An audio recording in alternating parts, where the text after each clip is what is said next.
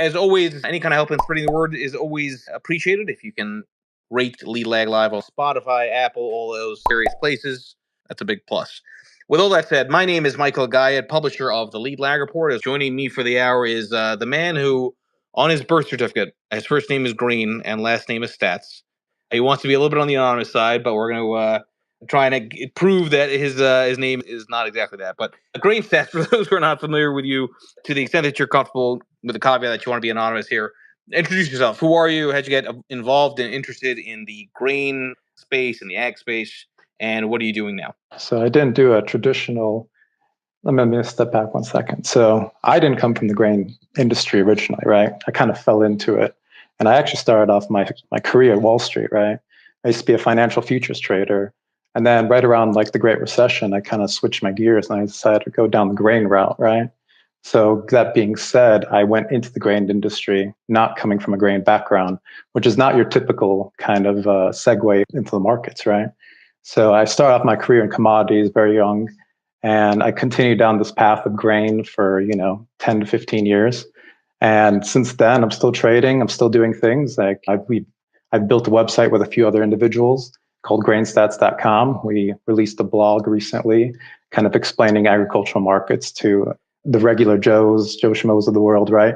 Kind of keeping it easy for anybody to read without getting into like the really, really intricate details.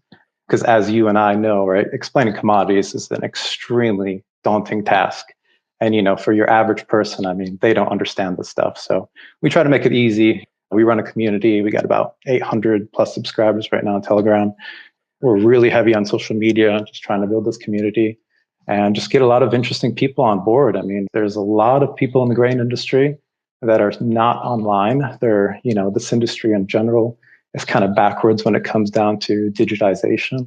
So we're really happy to kind of help that. And, just as myself, right, as I used to be more of a professional trader at one of these ABCD type companies, I wish I had these tools, and we've built these tools, and we're not charging an arm and a leg for it. So that's kind of where I'm at right now. And I really enjoy it. These markets have been absolutely crazy the past few years, as you and I. But before that, we had like a 5-year bear market in grain. So it's really nice to see new blood enter these markets and new interest. And I just hope to be there with y'all. Okay, so you mentioned that you consider it maybe unusual, or that you thought other people would think it's unusual that you're involved in the grain space on the commodity trading side. Talk through to the audience how grain in generally trades differently compared to other commodities. What are some of the unique aspects to grain as opposed to other ag plays? Yeah, so that's a great question. So really it comes down to, you have to think about it this way, is that grain in general is pretty much harvested one time per year, maybe 2 times if you're in Brazil, right? And it's traded, in 3 basically or 4 major areas where it's grown, right? So you have North America, you have South America, you have, Europe in the Black Sea, you have parts of South Africa, and then Australia, right? And those are all the suppliers, right? And usually you just have one crop per year. And essentially everywhere else is an importer. So all that being said, you have to monitor all these different regions and understand, the demand and trade flows, as well as the political aspects, right? Like, hey, can I buy from Russia? Can I buy wheat from Russia right now? Absolutely not if you're in the Western United States, right? Or trade with Russian entities, right? So really you kind of build out this whole world macro kind of view, but every single year you run into the same obstacles, right? Are we going to have a crop? Is it going to get planted on time? Is there going to be a freeze? Is there going to be a flood? And as soon as that crop is harvested, that's all you have, right? You can't just, you can't be like the Fed and just go print more corn. It's not possible, right? And that being said, right, it's like a big meme right now, right? What's going on with the egg market? I mean, you kind of put it out there. Everybody's been sharing memes this whole week, but eggs are a perfect example, right? We had this huge avian flu that kind of knocked out 5 to 10% of the flock in the United States, right? Which caused egg prices to go to like $5 to $8, maybe even $10 a carton right now. And that being said, right, it goes back to the same thing. It's like supply and demand, depending how you stretch it out. It all depends on when the stuff is harvested, produced, right? But if you kill a chicken, when are you going to get the next chicken, right? You harvest wheat, it might be a whole year before you harvest it again. So that's kind of the unique aspect when it comes down to commodities. And it's not just grain, right? You have the similar kind of aspects in the natural gas markets and other energy markets, right?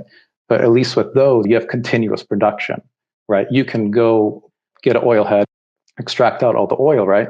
But it's every day that it's coming out. With wheat, you plant it in Kansas, you harvest it in the summer, and then you're not going to get that crop again until the next summer. So it's a little bit different than other agriculture or other commodities. You mentioned the sort of lack of digitization and sort of somewhat backwards aspect of it to some extent relative to modern technology.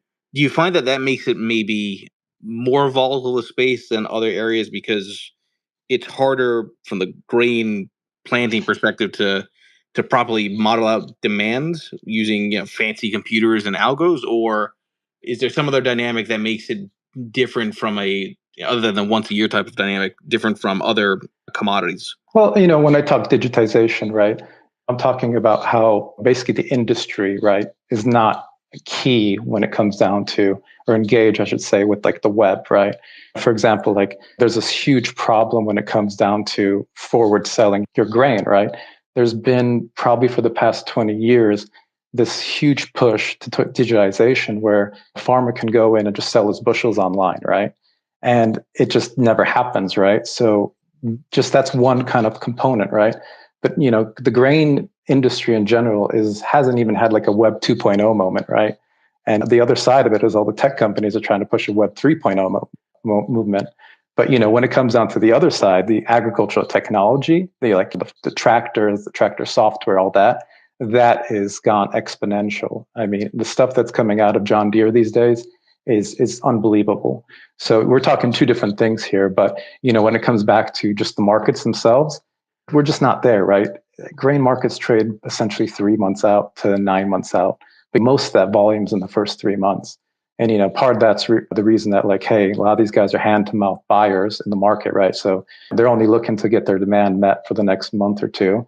But at the same time, the farmer wants to sell grain products, but he doesn't want to sell that far out because he might want to take advantage of the nearby markets, right? So it's this kind of huge bid-ask spread half the time where timing is a component, farmers are unhappy with prices, buyers are unhappy with prices, and the transparency is just not there. And I think that's like a huge problem that needs to be solved this decade. But they've been trying for 20 years and they still haven't done that.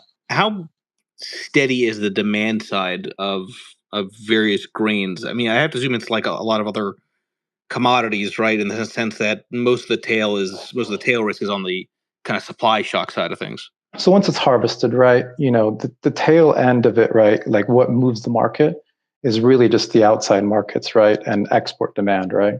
Because when it comes down to the United States, for example, on corn, right, 40% of the crop is going to go into ethanol production. The rest is going to be basically split between food, the feed sector, right, cattle and hogs, and then the exports, right?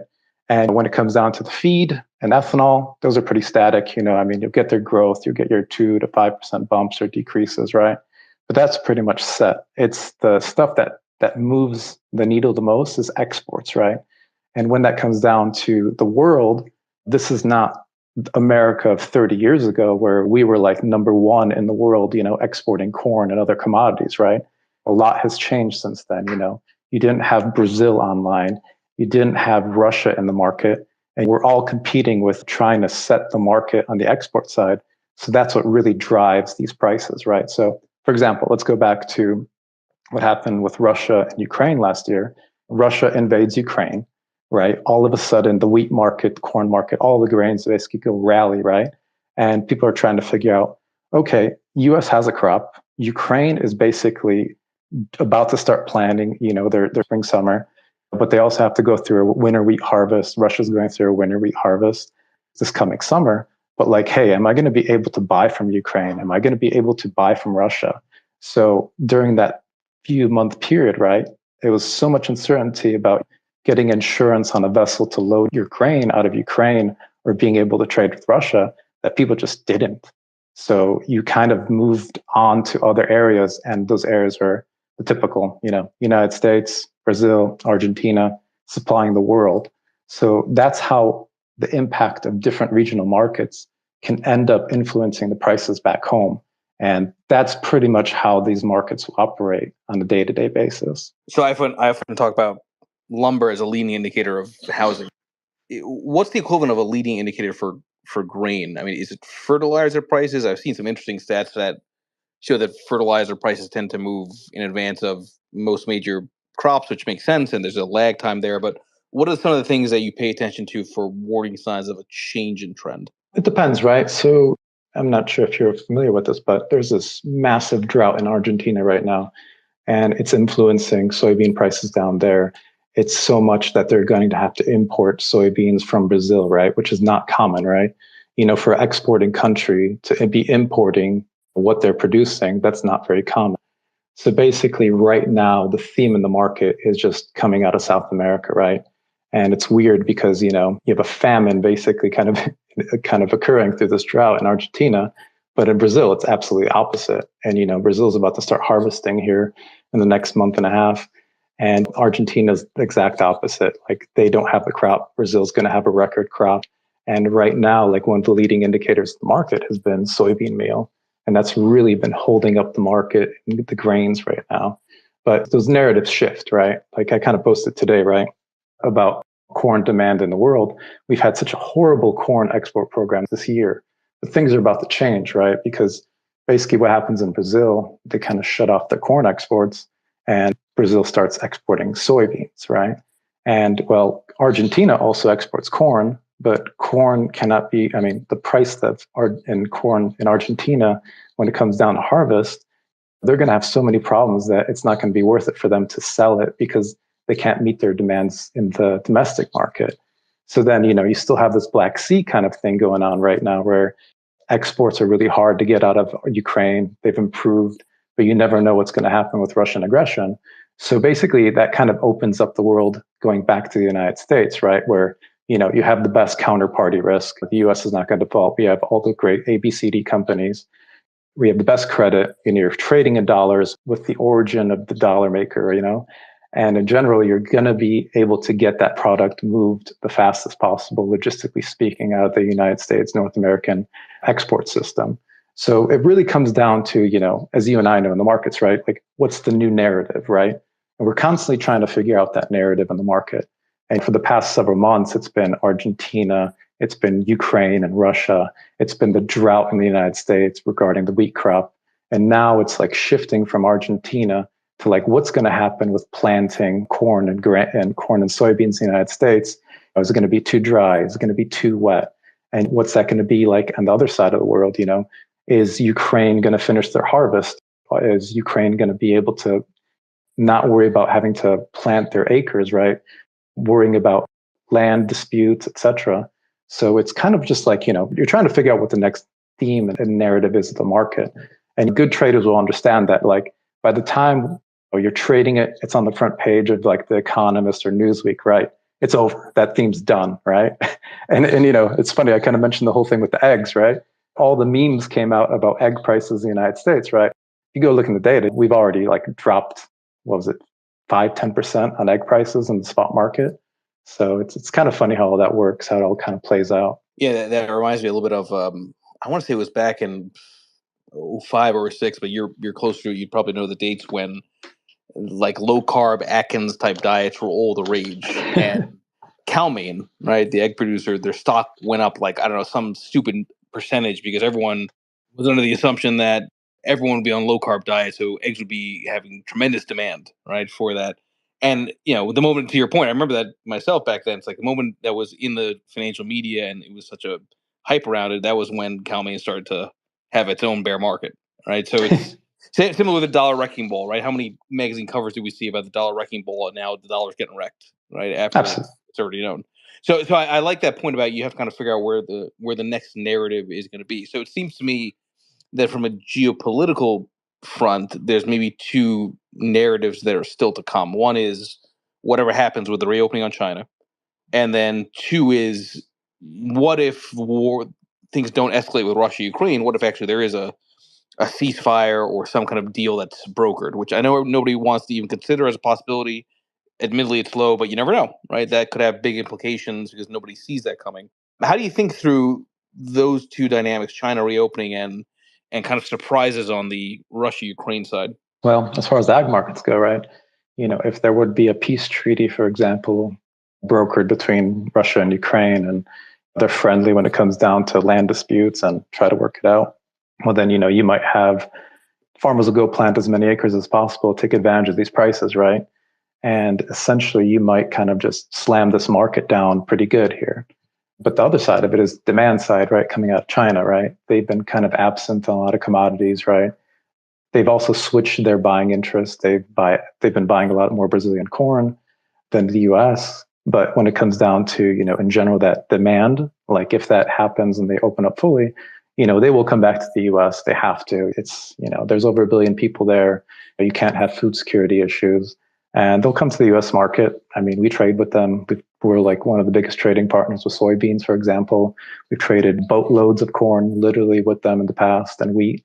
And they know us, we know them, and the world's gotta eat, basically. So two different things, right? So you're talking the demand side problem and or demand side issue, and the Russia-Ukraine thing is more of a supply side issue.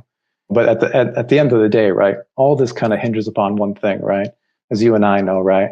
This whole debacle, what happened with grain prices this past year, and the same thing with eggs, is that these prices are so high, right? And as you and I know, what we do in these situations, right? You start trying to figure out, like, well, hey, how can I boost my margins, right? Farmers are doing this. They're thinking about, like, hey, like, what if I just plant more corn? Like, how about I take some acres out of whatever, soybeans or wheat or whatever, and plant the most profitable crop, right?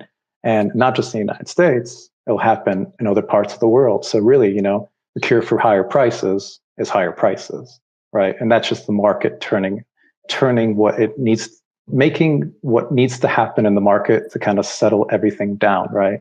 And you will see those acreage responses like we already are. India is going to be planting more wheat. The US is planting more wheat. And in general, you are starting to see these responses to the market play out. I haven't tracked this since the headlines first came out earlier in last year, but has there been an easing of some of these different countries that were restricting exports as concerns were there? I think you had it from India. I think Egypt also started doing some wheat export restrictions. Anything that's going on there that's been different, that's not making news? I haven't heard about that recently, right? Because I mean, those things were a problem, right? First off, it was like India's going to start exporting, right? And all of a sudden, wait, the Indian crop is not there. They're not going to start exporting. They're going to start putting export controls, right? Other countries are doing the same thing, right? It's changed though a little bit here. I haven't heard about it as much as other areas, right? Thankfully we're in the United States. We don't have to worry about those kind of export limitations, right? But other places of the world do have that. But I haven't heard so much about that. And even if it is, it's not making the headlines, right? We're not at all-time highs in corn or wheat or any of these commodities. I mean, maybe you could say that about eggs, right? You might go to the grocery store and they might say, like, wait, limit of 1 carton per family or something like that, right? But I don't say anything beyond that at the moment. Do you see that the prices are going to be coming down? Since you mentioned groceries, that our prices going to start lowering? I think I think Biden was talking about possibility that food inflation is still there, but it's coming down quite a bit. Maybe talk about some of the trends that you're seeing on the commodity side, and then what you've seen in terms of how long that actually filters through to what consumers see. Yeah, so I mean, when it comes down to like the egg thing, right? We went through something similar like this like 7 years ago, right? And I don't know if maybe your audience remembers this or not, but we had this bird flu, avian flu in the United States, right? And we had the same response, right? Cartons of eggs were like $5, $6 for a dozen, right? And what happened after that? Higher prices cured, or high prices cured high prices, basically. So basically, people started expanding their flocks, right? They took care of the margins and made it happen. As far as more food inflation, it's kind of weird, right? Because when you think about it, right, when it comes down to like what the ingredients are that go into all these food products, right? Some things will go up and then drastically and then fall like a feather, right? But like some of these prices are kind of sticky at the grocery stores, right? So, it's kind of like what I tell people, right? Like corn and soybeans, right? Because they're heavily on the industrial use kind of component, right? Where, corn is used for ethanol, corn is used for all these other industries, right? But like wheat, when wheat is made into cereal, it's made into bread, et cetera, right? Like there is a limit where industrial demand can stop and not buy some of these commodities, right? In which case you might have processing facilities kind of like not not buy as much corn or not buy as much soybean oil because it doesn't make sense. It comes down to the consumer. It's a different story, right?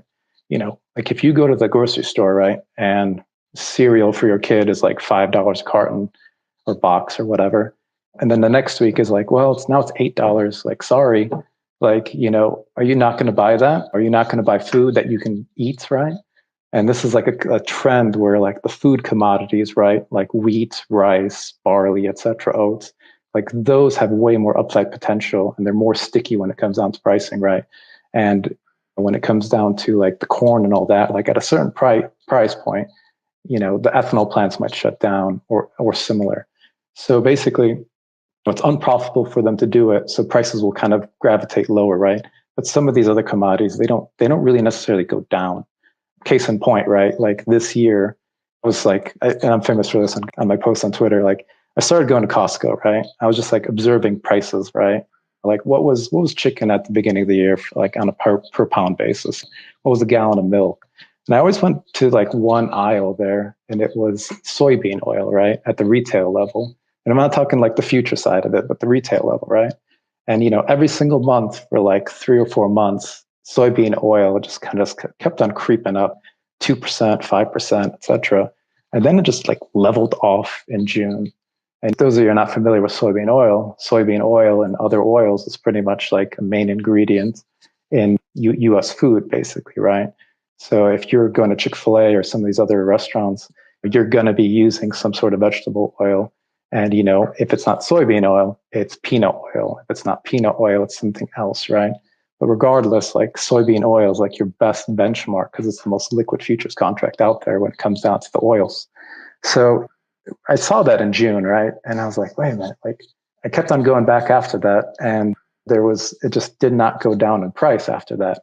And then by the end of the year, it started coming off in price. So, I thought to myself, like maybe for the past 6 months up until like August or September, like the inflation that we saw at restaurants, food services, etc., and at the grocery store, it kind of leveled off. And honestly, to me, like you and me are probably like more about price. We pay attention to this more, but I go weekly to the grocery store and I see this, and like my grocery bill hasn't like moved in the past 3 or 4 months. So I think we're kind of done with that, to be honest with you. But I don't think at the same time, right? Buying chicken at $4 a pound 3 months ago, well, you're not going to be buying chicken at $2 a pound anytime soon. But it might drop 10, 20%. And it did already, at least in my case where I live. Yeah, I mean, there's data out there right now from the Energy Information Administration, or EIA for short. The build out is there. I think last I saw, gosh, it was, I have to look at my notes here, but I thought it was about 2 billion gallons is what we have right now. And I think it might go up to like 5 billion gallons if I'm not mistaken. So basically, like when I did the math, I think it was like 150% increase in gallons produced in the next 3 years, right? And in which case, he made a good point on this, is that one thing that has changed in the agricultural space right now is similar to what happened like 15 years ago. And that's basically that soybean oil is a huge component in making renewable diesel and biodiesel. But with that being said, if soybean oil goes up, it's kind of competing with other commodities in the food supply chain, right? So if you're using soybean oil to fuel your, F-150 diesel truck, well then the food industry has to compete with those prices to get that to go into the food supply chain. So to Sal's point, that is a huge driver right now, and it's kind of a step change in the market, similar to what we saw in corn when the renewable fuel standard came out about 17 years ago. Yeah, and you probably know this too, is like if you took a gallon of or 10 pounds of soybean oil and convert it into renewable diesel, right? Well, there's no limit to how much renewable diesel can go into your diesel tank. When it comes down to ethanol, right? You have a limit what your auto manufacturer warranty will like allow, right? So most ethanol in most gasoline in the United States comes with 10% ethanol, right? So basically 10% of your gas tank is basically from corn, right? Whereas on the renewable diesel front, if you want 99% renewable diesel in your diesel tank, you can do that. So they're two different things. It just really depends what carbon pricing is and does it incentivize new facilities to come online or not. Let me just reset the room for everybody here for the remaining minutes. Everybody, please make sure you check out GrainStats. I know GrainStats, you've got a course you want to talk about that you are doing on the trading side. We'll touch on that. Again, this will be podcast on all your favorite platforms. Let's talk about how do you even get involved being a grain trader? Because I'm pretty sure you can't do that from the Robinhood app. So how do you even get started? I mean, you talk about your background from the futures market side, but if somebody's brand new to trading and investing and finds this kind of an intriguing area to play with, what do you do? Oh yeah, so it's completely different than anything you would probably do in Chicago or New York, right? Typically in the New York side, right, you probably become an analyst at some point, you become a junior trader, and then you're trading financial futures, you're trading stocks, you're trading bonds, et cetera, right? Similar to Chicago, same way. When it comes down to the future side and the cash side in grains, they're totally different things, right? On the future side, right, I mean, you can go those routes of becoming an analyst, et cetera, but you're only going to be trading the financial side. The physical side is completely different in the fact that, most of those guys that have traded commodities, physical commodities, they started off in middle of nowhere, Kansas, Iowa, etc., merchandising the actual good, right? So a lot of these programs that like Louis Dreyfus, etc., they will take you and kind of rotate you between different regions, right? And some of the best traders end up getting off those desks and going to their corporate locations and saying, and being able to trade the financial futures and trade them from a basis standpoint using the information that those companies are keep tight, I would say, like a Bunge, a Dreyfus, a Cargill or ADM, and basically just going that route of financial futures. But some people don't want to do that, right? Some people just rather just be a cash trader. And cash trading is completely different, right? Like the financial side, right? They're in, they're out. You buy a position, you sell a position, you're out. In a cash position, you buy the position, and then you have to find a home for it. But when you're ready to take delivery of that buy and you're ready to deliver it, you have to do all of the paperwork and all of the logistics in the middle. It's not just a buy and sell. And I think that's what is kind of off-putting for a lot of people. At first, it's the regional thing, right? A lot of traders don't want to go to, Iowa, middle of Illinois, et cetera, and learn these markets, or go to Omaha, Kansas City, and they would rather just be sitting anywhere in the world, a major city, and just trading corn in their pajamas, right? It doesn't work like that. So really, you have to kind of come from like a Midwest kind of background to get started. Doesn't mean you have to stay there, but you take what you learned there from the physical side of trading, learning barges, learning the railroads, learning trucks, learning how to buy from people. You have to be calling farmers, or you need to be selling to people. So getting those established relationships with end users is huge, right? And some people can pull it off, some people can't. It just really depends. But a lot of the best traders I ever met in the grain markets, they all started off physical. And that was literally for the past 10, 15 years. Picking the phone call, calling a farmer or calling another co-op, an elevator, a co-op elevator, buying their grain, putting the contracts down, and doing all of the logistics work in between there. That's why, unfortunately, the grain traders I met end up all over the place, and they're really, really sharp. But I've met some commodity traders that never did any of that, scheduling a grain barge or scheduling a train or what have you. They never did any of that. And there's a lot of gaps missing. So it's kind of interesting how the grain side is very granular, literally, and very precise versus the other side where, energy desk, right? You'll have a scheduler out there scheduling barges, trucks, just like you would on the grain side. But, a lot of those traders didn't have to do that long, and they don't get to see the whole picture. So two different things, I would say. Which is interesting, right? Because then presumably you can get a real informational edge to profit off of. Absolutely. And that's why, right? If you're working at one of these very vertically integrated companies like Cargill, right? They have all the data, right? So all of these companies have kind of like an internal hedge fund that uses all the internal data and trades off of that. So they can use that to their advantage just for that extra edge, extra alpha in the market. And it's, that's why they're ABCD, right? ADM, Bunge, Cargill, Dreyfus, those are the big ones, right? And they're always going to be able to outtrade your average person in these markets, right? But the market's the market. They could be wrong too. That's a different dynamic. But if they're playing the game, they hold more cards. How does trading grains differ during economic recessions versus expansion? So Tukrim has put a lot of research on this that they tend to be either down less or up when equities are down. When you're in recessions, obviously people still need to eat.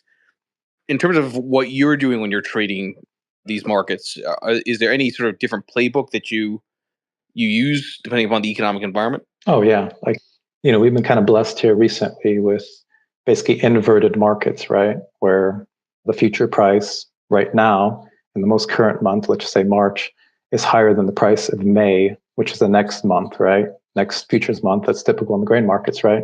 If that spread is positive, take the first month minus the second month, and that spread is positive, that's an inverted market. The opposite is basically a carry market, right? Where the nearby future spread compared to the second month's future is negative, then that's a carry market. Inverses are way easier to trade because you can be in and out of the market from a financial side versus a carry side where the people that really can clean up are the guys that own assets, right? The guys that own assets are the ABCDs, and you can't outsmart them, right? Because they can trade the stuff, the volatilities, they can trade the physical, they can essentially I shouldn't say manipulate, but they can push the market in their favor a little bit more because they kind of control the supply chain to a degree, right? So if you have that, it's a lot harder to trade against them. And when volatility in grains dies, that's when people in the grain trade just like leave. And a similar event happened, right? Michael, you probably remember this in 2012. We had this like insane drought in the United States, right? And, corn prices went up to 8, and long story short, right? Like everybody's like, yeah, this is like great grain markets. Everybody's expanding their teams. Volatility is good. All the prop shops are doing pretty well. All the cash grain trading companies are doing pretty well. And then a year after that was still okay. But then it was like a 5-year bear market, right? And basically what happened in 2012 was, we had this huge drought here and that incentivized acres in South America. And then basically South America flooded the world and became, for example, like they outdid us on soybean exports. And now they're the number one exporter of the world on soybeans, right? So they took that away from us. They changed the market. The structure of the market has changed. And basically we were like in a 5-year bear market. And every other year I had colleagues and friends that would just leave the market completely because they couldn't make money. And, fortunate for me, I was on the physical side. I didn't have to worry about it because at least I was trading physical. But when it came down to the financial guys, you'd hear about this fund's shutting down, this trader's like moving on into energy or something. But there is a different playbook when it comes down to low prices and high prices. And we've been blessed for the past few years. We have a high price market. And in general, it's a lot more volatile than it was for the past 5 years before that. So there's different playbooks. Risk management is key. Don't get liquidated. Don't come home losing your futures account. Like there's things you have to worry about every single day when it comes down to that. But right now, just trade the volatility. Technicals right now are beautiful. There's a story in the market everywhere. If it's feast or famine, right? We were talking about Argentina having like a 30-year drought or whatever. But on the flip side, people don't understand Russia had a record wheat harvest. Australia had a record wheat harvest. But, the bad outpaces the good when it comes down to the news. So there's a lot of movement and activity. And at Sal's point, there's also a little bit of a structural change in the market going on when it comes down to soybeans and soybean oil. Because with this push into low carbon fuels, Inflation Reduction Act, right? And what the Environmental Protection Agency is doing, right? They're incentivizing basically more and more soybean oil and waste oils to basically go into this US fuel supply chain. And what that means is that you're going to get more agricultural products in your gasoline and diesel pools. So it's to go back to your question. You just have to change with the market, right? And right now the market's telling you like, hey, this is a little bit the balance sheets are going to be a little bit tighter. They're not going to go away anytime soon. And there's looming risks all over the place, right? If it's Russia, if it's this Argentine drought, if it's China opening up, if it's a monster crop in Brazil, but you have to be in tune with everything all at once. And that's the job of the trader, right? And that's why we're here. So I find it interesting. You mentioned technicals, and I see on your feed, obviously, you have support, resistance, and some technical things that you put out. But at the same time, there's a lot of fundamentals that you're also keeping in the back of your mind. So, well, what do you deal with? I guess the question is, where do you sort of focus if there's a disconnect between what you're seeing on the technicals and what you yourself know? Because technicals can be fraught with noise also. And to your point, right, it's more of a nuanced information flow than what you see on CNBC for stocks. Yeah, I mean, it comes down to like the fundamentals, right? Like what I see in the fundamentals, right? Like every good grain analyst out there, right, will have their own kind of balance sheet, right? And they're going to be trying to figure out, hey, what's the imports for this balance sheet? What are the exports? What's the demand? What's going to happen in Ukraine, right? And everybody kind of builds this mental model and they kind of put that model into their balance sheet and trying to figure out what the supply and demand is, right? But sometimes that doesn't agree with what the technicals are telling you, right? And sometimes what happens, as you and I know, is that other markets will impact your market. And you might just be like, whoa, whoa, whoa, like grains are super, super bullish, right? And like, why is it just like going down on the day? And then you go to like finance.google.com and you're like, whoa, why is like the NASDAQ down 5% on the day, right? And that can just blow your supply and demand model out. And in which case you should really be looking at the technicals, right? So in my opinion, like on day-to-day stuff, like I think it's important to have both. Some people will just write off technicals completely, and some people will write off fundamentals completely. Two different things, right? I think the way to play it though, if you're going to be good, is absorb as much information as you can and utilize that as best as you can. So I would trade with a fundamental mindset, but I would listen to the technicals, because if something's changing in the market, you have to be aware, and you have to know when you're going to get stopped out of your position. Because if all of a sudden China doesn't open and you were planning on them, the demand coming from them, and prices are going down, well, you just invalidated your model, and technicals probably would have saved you. So I think it's a good balance, and good traders know that. It's a heavy discussion though, because I know some people, right, that won't use a lot of fundamental drivers, right? And I'm not talking just like they'll use S&Ds, supply and demand models, right? But they might not use one report, right? Which is like, what are the funds doing, right? The financial futures trading funds, right? And that's like one report that the Commodity Futures Trading Commission puts out on a weekly basis. But basically, like that kind of tells you like what the funds are thinking and where they're placing bets. And that is important to know, because those guys can really move the market, right? A guy with a Thinkorswim account sitting in his pajamas at home, he's not going to move the market, right? But a big fund comes in and decides to start buying soybean oil because, hey, there's a reason to be buying it, or there's drought in Argentina or whatever, right? Like they can stop that guy out any single day, and sometimes they have a minimum risk they have to take every single day. So it just depends, I guess you could say. Are there other kind of interesting trends that are starting to emerge that are getting your attention here at GrainStats? I mean, talk about soybeans, talk about corn. Is there anything that's not getting much attention that would, you think, maybe be a future headline? Like I said, I think the big picture right now is what's going to happen with corn, and when it comes down to the exports here in the next couple of months. As I mentioned, Brazil's switching to a soybean program.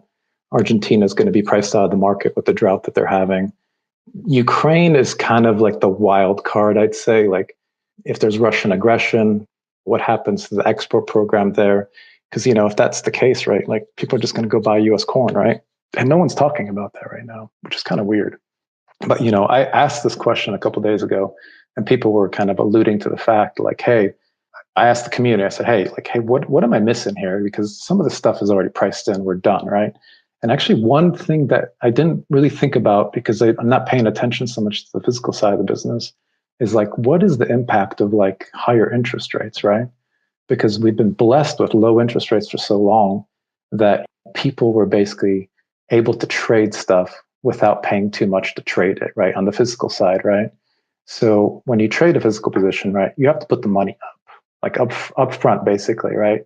Like you have to pay, you have to take your bank, buy this cargo, this ocean going vessel, for example, or this train. You actually have to put that money up. And basically, when interest rates were, if LIBOR was like 11 basis points and now it's, I don't know, 400 basis points, right? That financing cost on those trades just exploded, right? So basically, a lot of people that were trading grains, right? They were expecting, really thin margins back then. And now they have to expect bigger margins to make their business flow. And that's kind of like a hard pill to swallow, possibly, right? Like what might happen to some of these guys that are not well capitalized that can't get cheaper credit, right? It's kind of like your average consumer, right? Like once they get tapped out, what happens? Like, do they go bankrupt? Like it's the same kind of concept, right? And the well-capitalized players know, like, save for a rainy day, right? Just like your average household, like save for a rainy day. You never know what may happen. But these people like have to be making sure that they're extracting as much margin out of this, right? And when you have interest rates and financing costs go up and up and up, like, and you can't take that margin out of the business, like that becomes a problem. And when it comes down to farmers, right? That's the same thing that might happen to them, right? Like as interest rates go up, like they have to pay more for all their inputs, all their financing costs. These tractors are not cheap. They're $300,000-$400,000, right?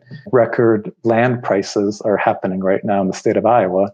And basically like everything is shifting up. And you're kind of seeing that inflation kind of in that sphere in agriculture. So what happens when prices go down, but interest rates stay high? And that could be an issue coming up here. But I think we're not there. I think it's kind of just hitting the commodity handlers, the storage companies, the railroads, etc. But that's there. But it's not come to the farm yet. But I think a lot of people are a little bit worried about it. They're just not talking about it. And this is more just a more of a sort of interesting question for me. But when it comes to farm equipment and making farms more efficient, is there sort of an average duration or length of time that these loans tend to be taken out for these improvements on the farms or equipment purchases? I'm only asking because it's because as the curve gets more inverted, right, the longer you are in time, the lower that interest expense is. So it might have other implications on on the whole margin side of things. I guess is kind of where I'm going with it.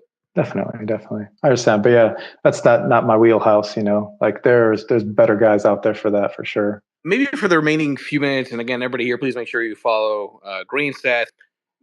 Talk about this course that you're doing. I'm going to make the assumption that it's specialized. You've got to get the right kind of person interested because it's not meme-ish, but you're trying to use memes to get people interested, right, in the space, right? So just talk about what made you want to put this kind of course together and what's been the reception like. Yeah, so, we do a lot of high level stuff, right? And we've noticed, our Telegram feed, our Twitter, we were a lot more analytical back then, right? But when it comes down to like gaining followers, getting more people interested in the markets, right? Like people don't care about that as much, right? The hardcore enthusiasts, the traders, the hedge funds, etc., they do. And, they were our first followers, right? Like there's tons of hedge funds like following us, right? It's kind of weird, but it is what it is. And, they contacted us and they said, oh yeah, this stuff is awesome, right? But then, your average person, that's interested in these markets, right? It's like, wait, what the heck? What the hell is this report that you're putting out? Like, I don't understand ethanol. I don't understand, exports. Like, break it down, right? So that was one motivation, right? And the second motivation was like, yeah, we're on Twitter every single day. People send me stuff. People like, send memes, whatever, right?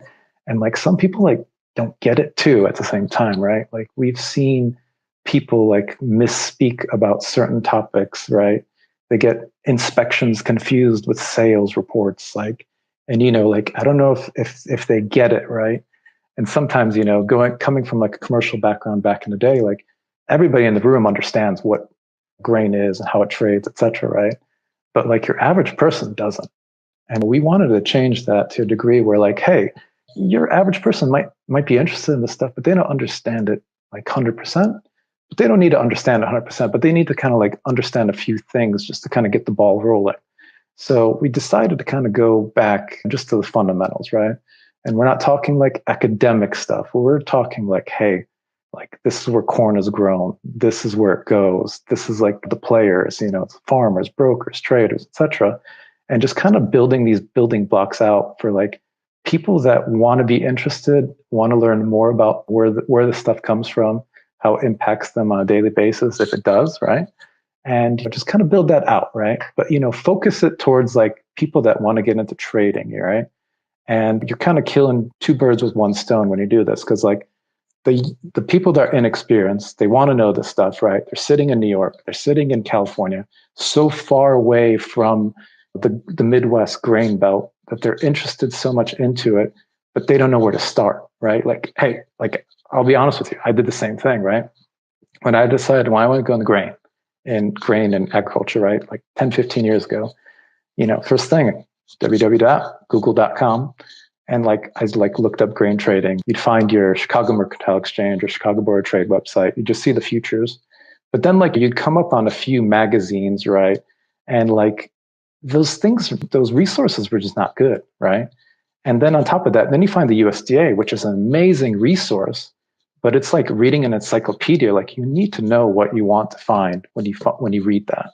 So we wanted to kind of avoid all of that and just kind of go back to the basic building blocks and say like, hey, like this is how this stuff works.